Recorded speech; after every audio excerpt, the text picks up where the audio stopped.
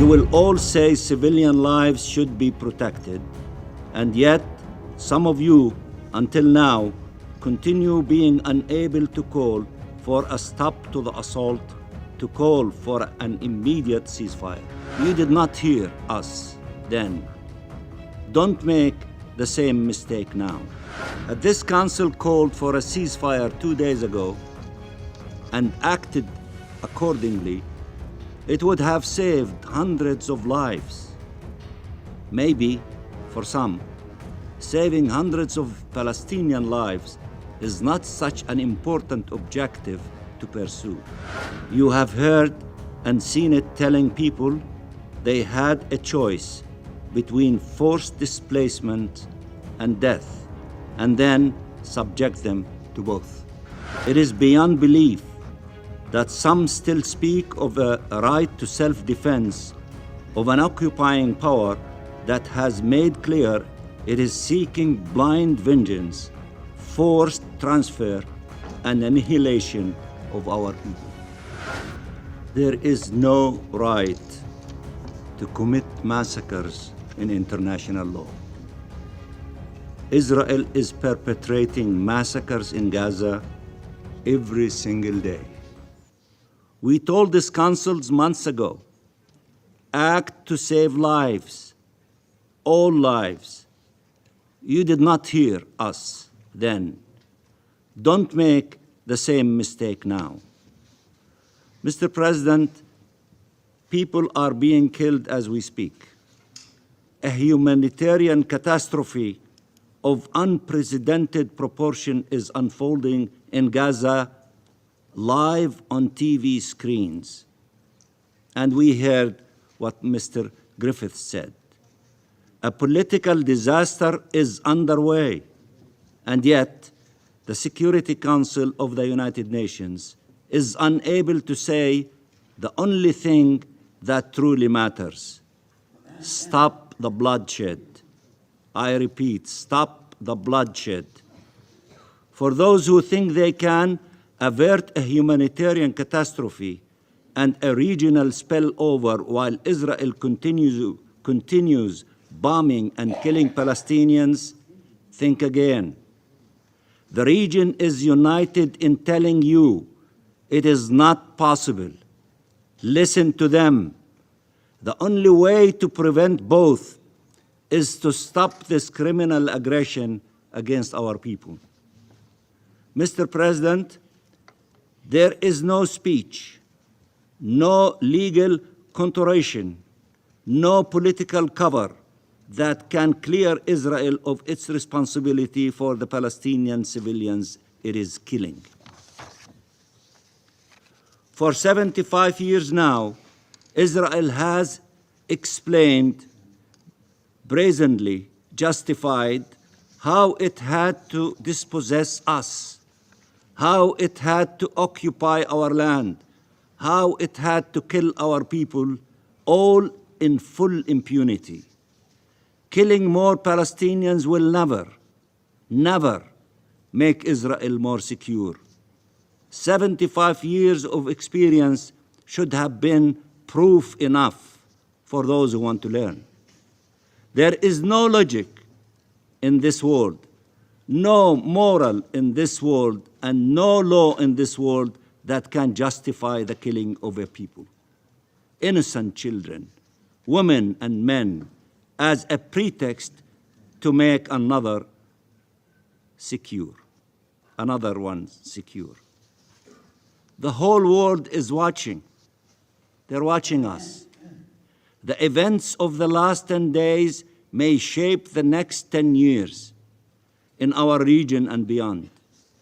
What happens next is decisive.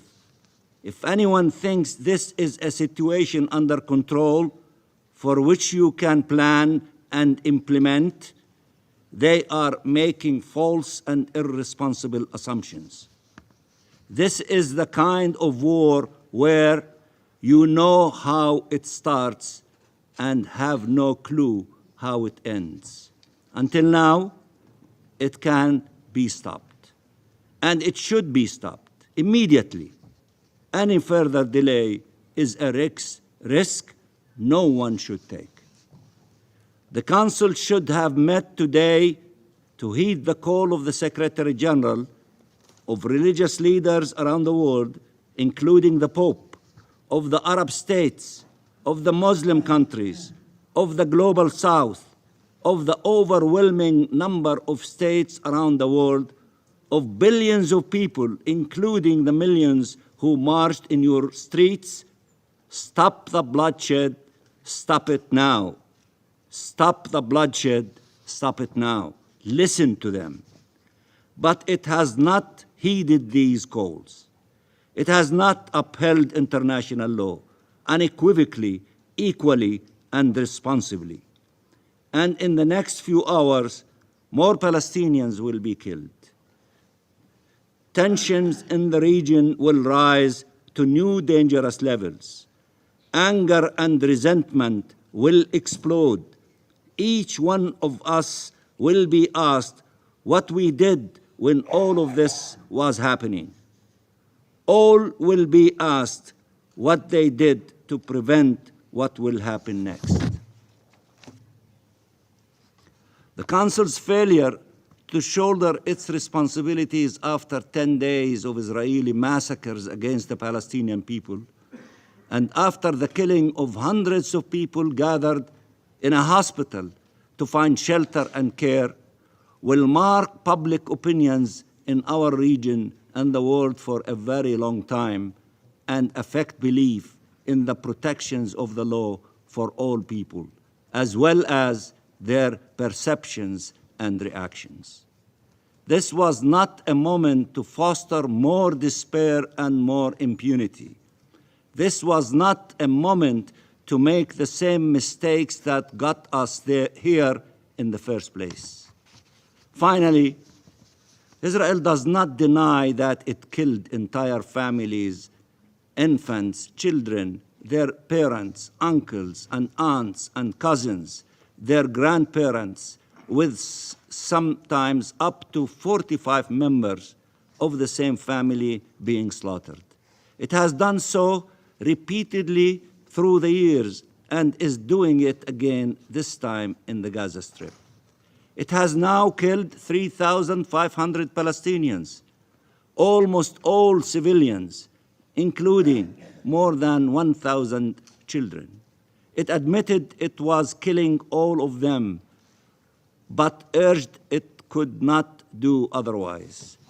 Their deaths were not its fault, even though it killed them.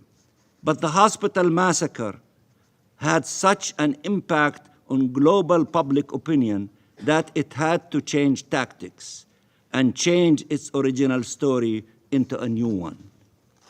So Israel will deny responsibility for the massacre in the Baptist Hospital Al-Ahli, just as it made every effort to deny its responsibility in the killing of Shireen Abu Akleh and Muhammad al-Durra,